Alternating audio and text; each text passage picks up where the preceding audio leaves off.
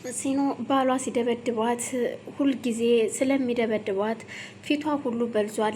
እናም ከቤት ሩጣ ስታመልጥ በአጋጣሚ ሜላት ከፍቅረኛዋ ጋር ቁጭ ብለው ታገኛቸዋለች። እባካችሁ ደብቁኝ፣ እባካችሁ አስጥሉኝ ትላቸውና እነሱም እሺ ይልና ሜላት ፍቃደኛ ባትሆንም የሜላት ፍቅረኛ ግን ምንም ችግር የለውም እና የተደበቂ ይላትና ይደብቃታል። ባልየውም ያው እሷን እየፈለገ ሲመጣ እንዳላዩት ይነግረዋል። ከዛም ነይ እንጂ ወደኛ ቤት ይሉና ወደ ቤት ይዟት ይሄዳል። ቤቱ ከወሰዳት በኋላ ግን እሷ በጣም ስለምታሳዝነው ባሏም ብዙ ነገር አድርሶባት ስለነበር ቁጭ በይ፣ እረፍት አድርጊ፣ ራስሽን አረጋጊ፣ ምንም ችግር የለም ይላታል።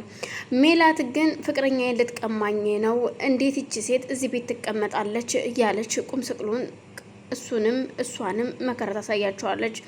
መኝታ ቤትም ገብታ አረንች ልጅ ቆይ ምንድነው እዚህ ቤት አትሄጂም አትወጭም ከዚህ ቤት ለምንድነው ከባልሽ ጋር ማትታረቂው ስትላት አይ ከባለቤቴ ጋር እንኳን አልታረቅም ምክንያቱም በጣም ነው የሚያሰቃየኝ ይመታኛል ትላታለች።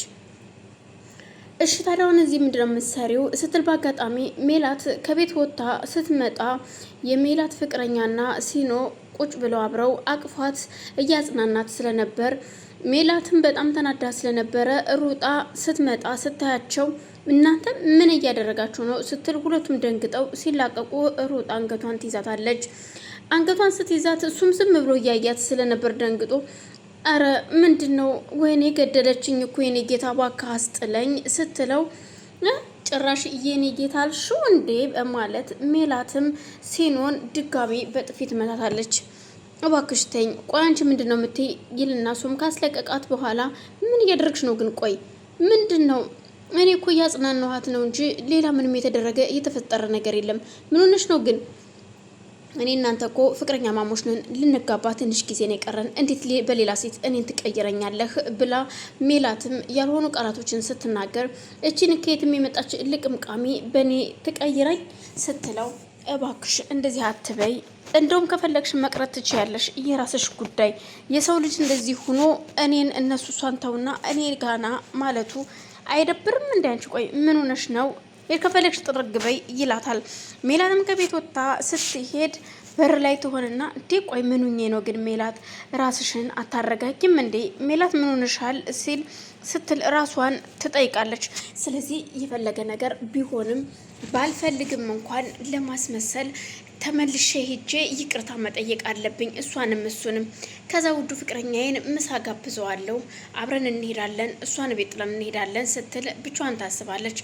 ከዛ ትመለስና ወደ ውስጥ የኔ ውድ ይቅርታ ቅድም ትንሽ ስሜታዊ ሆኜ ሁለታችሁንም አስደነገጥኳችሁ አይደል አንቺንም አስቀየምኩሽ ይቅርታ አድርጊልኝ ስትል እሷንም አይ ችግር የለውም ያንቺ ጥፋት አይደለም ጥፋቱ የኔም ጭምር ነው ትላታለች። ሲኖም ሜላትን በጣም ተናዳ ስለነበረ ያው ተናድጄ ስለነበር እንደዚህ ያደረኩት የኔ ውድ ይቅርታ ታደርግልኝም ስትለው አረ ችግር የለውም እማዬ እኔ ይቅርታ አደርግልሻለሁኝ እንዴ መጀመሪያም እኮ እኔ ምን እንደሆንሽ እንዴ ምን ሆነሽ ነው ብዬ ነው እንጂ ዝም ያልኩሽ እንደዚህ እንደማታደርጊ አውቃለሁ ይላታል።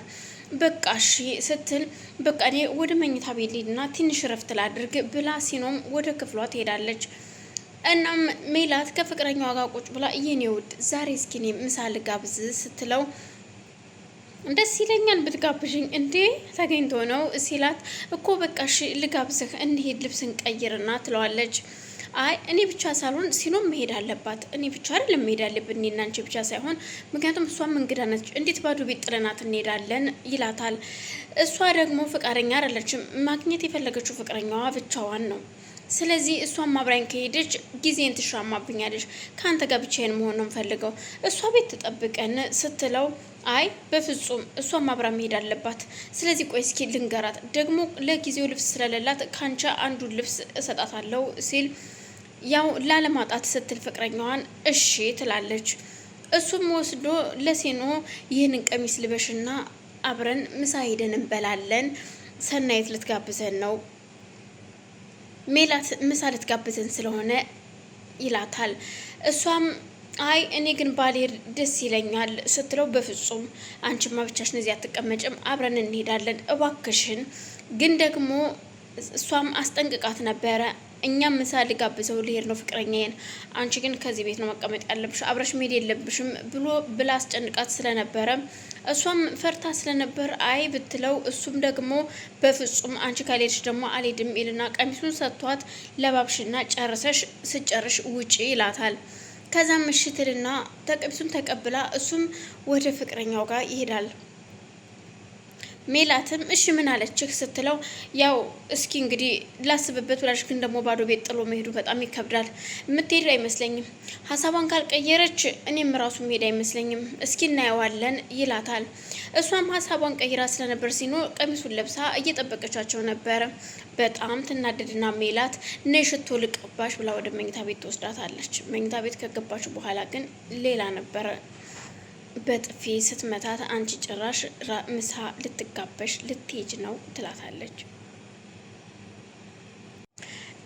ከዛም ቤት ውስጥ በቃ እሷም አልሄድም ስትል ሜላትም በቃሽ ነው እንዴ ትልና እሷን ከዚህ በኋላ ይልሽ ሳላርድሽ ወደ ባልሽ ጋር ሄደሽ ትታረቂያለሽ ትላታለች።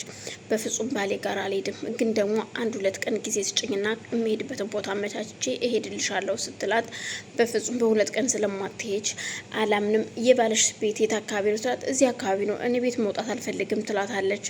እናም እሷም ሜላትም የሲኑን ባል አፈላልጋ ካገኘችው በኋላ እሱም እሷን ልታናግረው ብትፈልግም ፈቃደኛ አይደለም።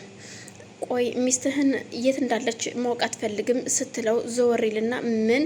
አዎ ሚስትህ እኮ ከአንድ ጎረምሳ ጋር ነው ያለችው እና እንዴት ነው ስትለው በጣም ይናደድና እሱም ወደ ቤቱ ሰጂኝ ይላታል። በጣም እጅጉን ተናዷል።